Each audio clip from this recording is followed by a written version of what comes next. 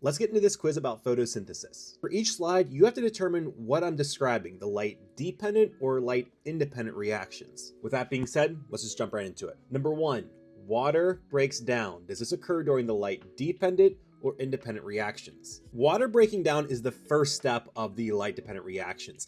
This is where at photosystem 2, water is going to break down, donates electrons to the photosystem, and also produce oxygen as a byproduct. Number 2, NADPH is produced. Is this the light-dependent or independent reactions? So this is the light-dependent reaction, since at the end of the electron transport chain, NADP is going to bind with electrons and hydrogen ions to form this molecule, which goes on to the light-independent reactions. All right, we're going to go through these a little bit quicker now. RUBP is regenerated. Which one is it? This is going to be the light-independent reactions, since RUBP is a 5-carbon molecule. It's involved in that Calvin cycle. Number 4, occurs along the thylakoid membrane. Is this the light-dependent or independent reactions? This is the light-dependent reactions. You can remember those photosystems being in that membrane. Number 5, occurs during the day and night. This is the light-independent reactions, since it doesn't need light to occur. Number 6, hydrogen ions build up in the lumen.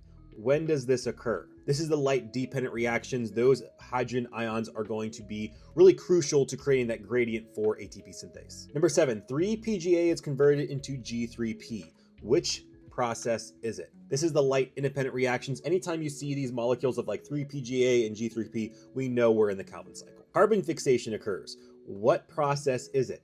By carbon fixation, we're talking about CO2 being taken in and used as an organic molecule or to make organic molecules. And that occurs during the light-independent reactions or the Calvin cycle. Number 9, ATP is generated. What process does this occur in? This is the light-dependent reactions. These ATP molecules are going to be high-energy molecules that the light-dependent reactions are going to make for the light-independent reactions. Number 10, occurs in the stroma or the liquid inside of the chloroplast. What process occurs there? This is going to be the light-independent reactions or the Calvin cycle. Number 11, it produces both ADP and NADP. This one's a tricky one.